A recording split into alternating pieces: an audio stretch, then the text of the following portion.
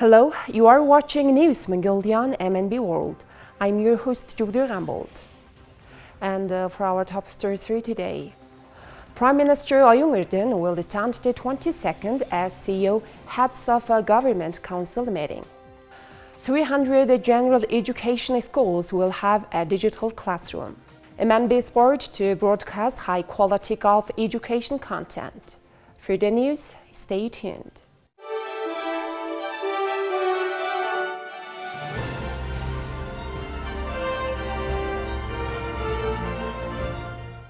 Mongolian Prime Minister Oyun Erdin will attend the Shanghai Cooperation Organization's 22nd meeting of the Council of Heads of Government in Bishkek, Kyrgyzstan, from October 24th to 26th, at the invitation of Prime Minister Akilbek Japarov of the Kyrgyz Republic. The Shanghai Cooperation Organization Council of Heads of Government is one of the organization's key bodies. It brings together the heads of government and prime ministers from SCO member states to discuss issues of mutual interest.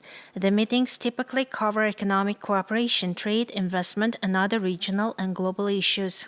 The frequency and location of these meetings can vary.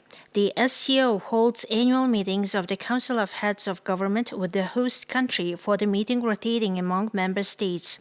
Prime Minister Erdin is set to meet with Kyrgyz Prime Minister Akilbek Japarov, President Sadir Japarov, and Chairman of the Zhogurku Kenesh Nurlanbek Shakiyev during his official visit to the Kyrgyz Republic. The Prime Minister's key agenda is to boost bilateral relations and enhance economic cooperation between Mongolia and Kyrgyzstan. The visit marks the first ever visit to Kyrgyzstan by a Mongolian Prime Minister, highlighting a commitment to strengthening ties. Prime Minister Erdin also plans to hold meetings with the Prime Ministers of Russia, China, and Uzbekistan during his visit, focusing on regional collaboration and cooperation. The visit is expected to foster regional partnerships and contribute to stability and development. The Ministry of Education and Science launched a project to turn one classroom into a digital classroom at 300 public schools. Our reporter interviewed the Ministry of Education and Science in Hamhaglan for more information.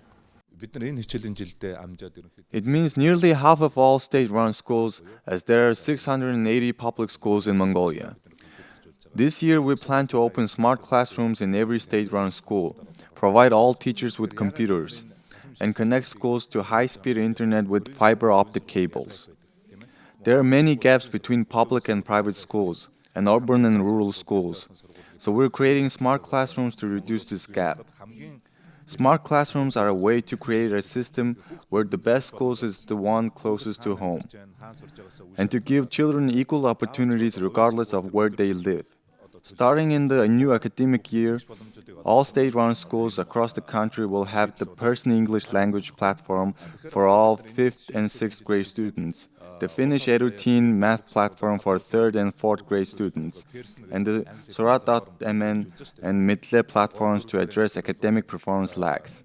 10th grade students will have the opportunity to take the elective courses online, with no student enrollment limits. The infrastructure for making the possible is fiber optic connections, online environments, and smart classrooms. The advantage of this solution is that it allows every child to study their favorite subject with the best teachers. Minister in Hamhaglan highlighted that the schedule for opening smart classrooms will depend on each school's timetable for preparations. He emphasized that these classrooms will allow all students to learn according to a well-structured plan and promote more interactive and efficient learning experiences. A memorandum of understanding was signed on October 21st to pave the way for a new era for golf and entertainment in Mongolia. Eric Chun, a PGA Tour player and CEO of Opus 18 LLC, signed a content partnership agreement with Mongolian National Broadcasters, MNB Sport. The MOU represents a significant step toward promoting golf education in the Mongolian entertainment media market. Eric Chan and Burumbat Ragvandash, General Director of MNB, signed the MOU. Under the Memorandum of Understanding, Opus 18 will provide content and intellectual property focused on golf education to MNB sport, making the sport of golf more accessible and engaging to a wider audience. And I would like, first of all, ask you about the operation of the Opus 18 organization. Can you shortly introduce what your company does? Yes, I'm going to introduce my company, name of Opus 18, High-End Golf Learning Center. Over there, we're going to teaching to beginner to top pro level. Yes, with high technique. We got 23-year experience, but we just opened my company in USA, Atlanta area, to get a worldwide franchise. We have just signed a memorandum of understanding between Opus 18 and Mongolian National Broadcaster. And what outcomes do you expect from this cooperation? We're gonna raise the top junior or adult player in Mongolian at USA. Then we're gonna maybe worldwide golf tournament here. Then we trying to set up Opus 18 Learning Center in downtown of Mongolia, Ulaanbaatar area. Yes. And why did you choose, especially there are a lot of countries in Southeast Asia and East Asia, why did you choose especially Mongolia to conduct this business and to develop golf in Mongolia? I think I saw a lot of potential in Ulaanbaatar area. Then Mongolian and Korean people very similar, especially at DNA. Then better than Korean, there are more people, more flexibility and power. We needed that two things to get a best golfer. So then Mongolia industry, especially for golf area, not begin yet. So we're going to set up very, very important. So we're going to put together high technique, then high level education, then like that, yes. In general, public thinks golf is like one of the expensivest sport in the world, and it's really interesting. Will it be possible to attract ordinary people into this sport? Especially for the junior player, if we got a good education system, then cost is not that much money. So that's not a very high barrier. So it's okay. Yeah, for the general golfer, general junior player. Eric Chan believes there is untapped potential for Mongolian athletes in the sport of golf. Mongolian National Broadcaster is the sole pioneer public broadcasting organization in Mongolia. Our sports channel promotes health, physical exercise, and sports.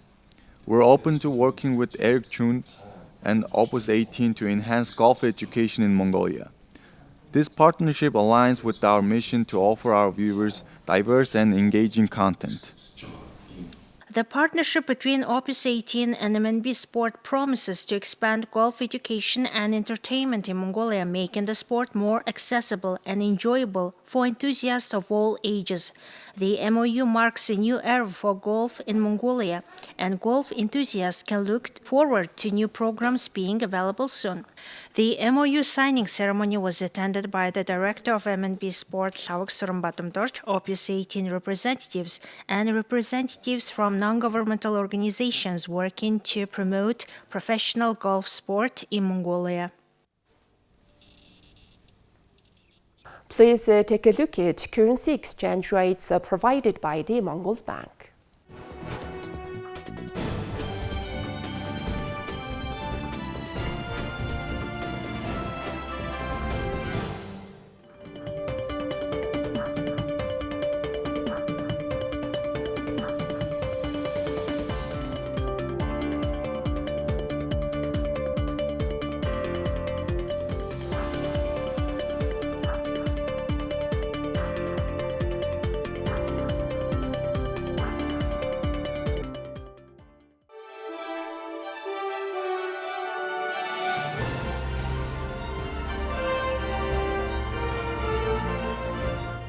Now here comes foreign news partnered with international news agencies.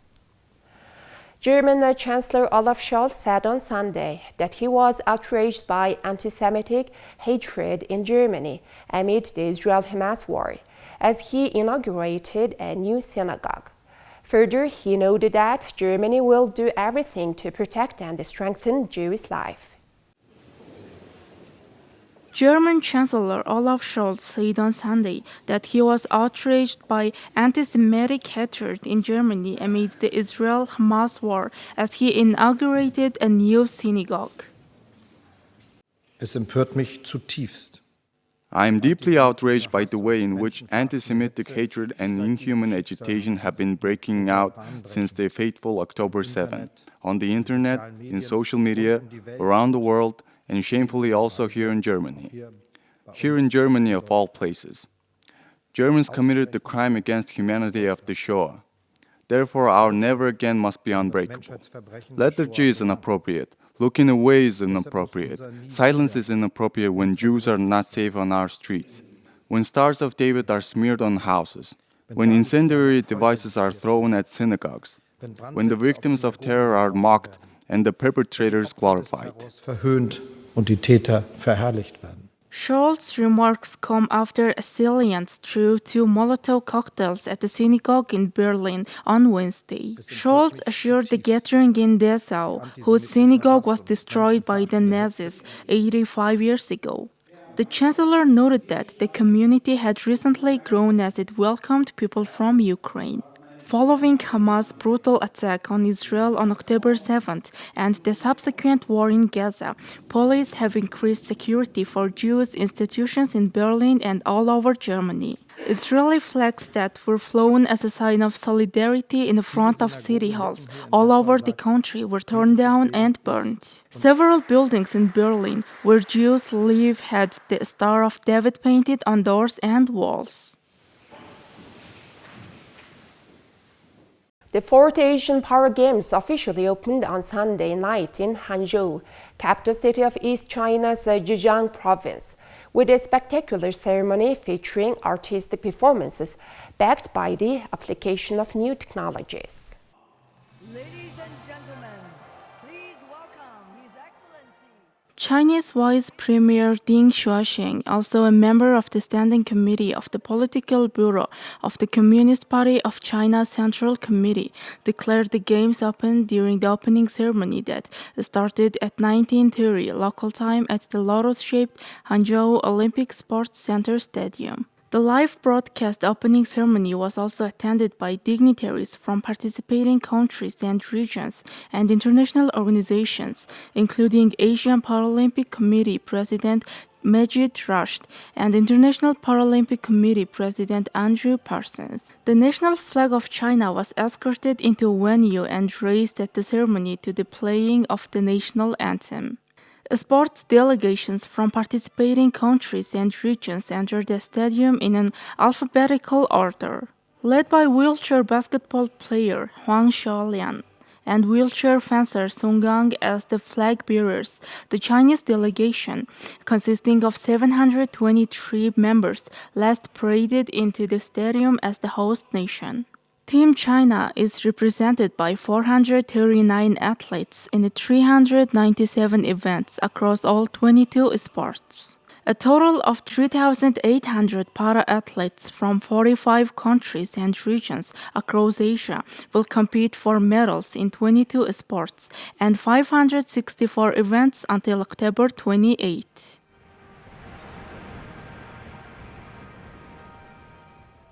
Well, that's all for today. Thank you for staying tuned. We'll see you next time with more news and updates. Have a good day.